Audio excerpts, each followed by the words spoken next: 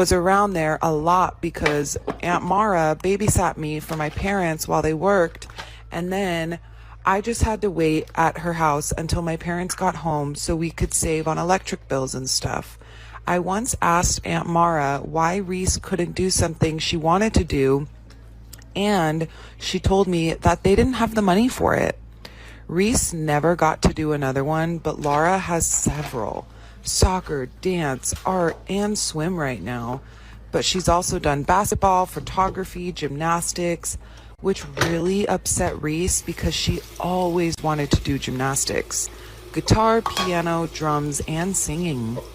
Aunt Mara also discards Reese's plans and wedding day. I guess it was their way of making us feel a little more excited for weddings of our own. I found out that the best man was going to be Rod, and he and Josh remained best friends after high school. I thought Rod was just in the friend group, but it turns out that they're as close as could be. My heart sunk and I simply didn't know how to respond. They expected us to work the wedding process, and that sounded like literal hell. I started to think about whether Tina ever told Josh or that Josh heard and just didn't care. All I know is that I was having second thoughts about the wedding after that. I texted Tina about my concern. So I went to check on my Nana and she was asleep. Then I went to my room where I knew my boyfriend was in it. And before I opened the door, I heard moaning.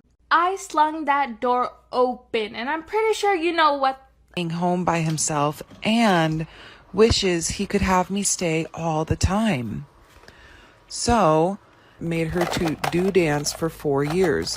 Reese never liked dance and never seemed to fit in. Mara hated it. Her why she couldn't put more effort in, etc. That she had always wanted a daughter who did dance. I, 18 female, Do this to people and you won't get the karma coming back to bite you. I met my boyfriend 7 months ago and we made it official 4 months ago. When we first started seeing each other, he told me that he had slept with his girl best friend, who he's known for less than a year. I was fine with it because it was before we met, but it was a bit uncomfortable for me. Seeing her all the time and watching them interact together was annoying. They're quite playful, always making fun of each other jokingly, making inside jokes. Misdemeanor trespassing. Tom finally got his act together and was taken home by the police. But on his way out, I told him that he was never going to step foot in my house again. I told him not to talk to Brian at school and not to text Brian privately. An hour later, Tom's mother called me and shrieked over the phone hoarsely about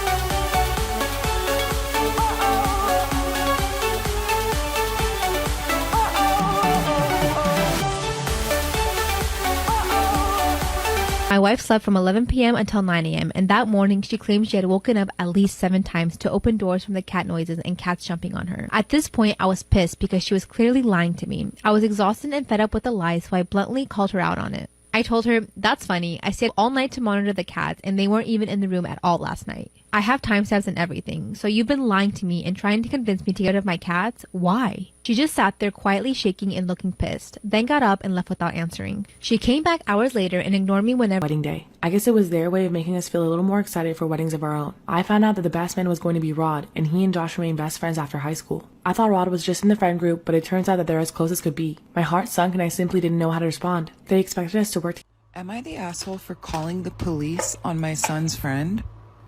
My son, Brian, 13, has a friend, Tom, 13, who I really dislike. To put it in...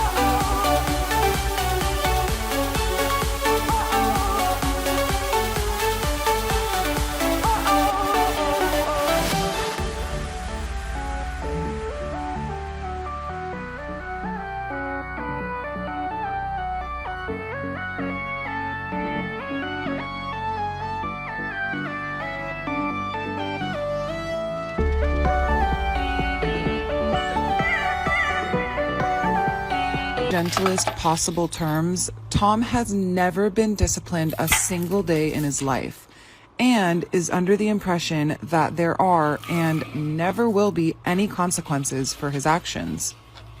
However, since Brian If she didn't get the hell off my property, I was calling the cops.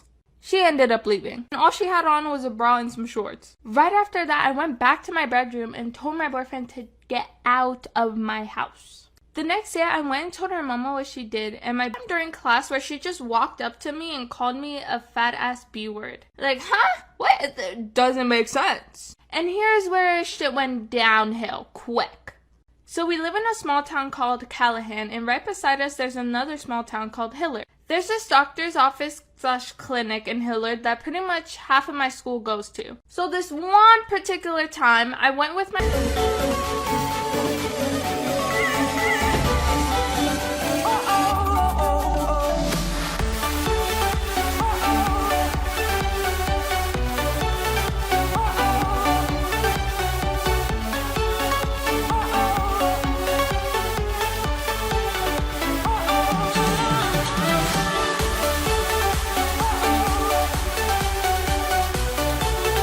my place. My parents have tried hard to mend things between us, so they convinced me to let her come so we could chat. I thought it meant that she was cool with Keith because obviously the three of us are a package deal. When I asked my parents how she would feel about Keith, he was best friends, so there's no real solution. To be clear, I never asked him to stop being friends with her, and I never would. I just feel so uncomfortable with them being best friends, not only because they've slept together, but because I feel like she's been so disrespectful towards me. I don't want to break up with him over this because I know there's actually nothing there between them, and he loves me a lot. He's actually quite worried right now because I'm not speaking to him. He was very understanding when I told him how I felt the first time, and he said that he'd feel the exact same way if he was in my position. Then he asked if it was a make or break for me. When I told him I don't know, he got very worried. Am I overreacting about the situation? My biological 12-year-old daughter, Susan, likes to collect and read old children's books. And I should have responded to my husband's calls and texts.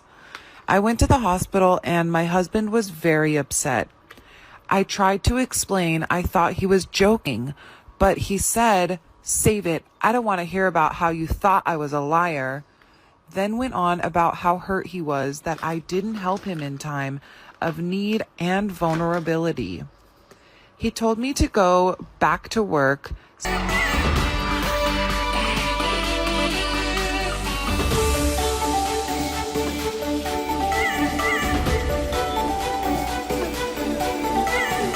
Wedding process, and that sounded like literal hell. I started to think about whether Tina ever told Josh or that Josh heard and just didn't care. All I know is that I was having second thoughts about the wedding after that. I texted Tina about my concerns with Rod coming in the most polite way. Update, my wife has been Baker acted. She did not hurt herself, just said something concerning in public. I got a call from the hospital this morning asking me to head over to some family therapy. Apparently she finally wanted to talk. I'll be honest, I'm pretty pissed at the reason why she's been so hateful towards cats. It's absolutely insane. It's nothing that anyone has suggested. She's not cheating, she's not sick physically or mentally, she's not bored of the relationship or looking for an out. According to her, one of the cats stepped on her laptop and ruined a story she was writing. She's hated both cats ever since. I mean, that sucks, but it's not worth trying to emotionally blackmail me into getting rid of them. I asked her why she didn't just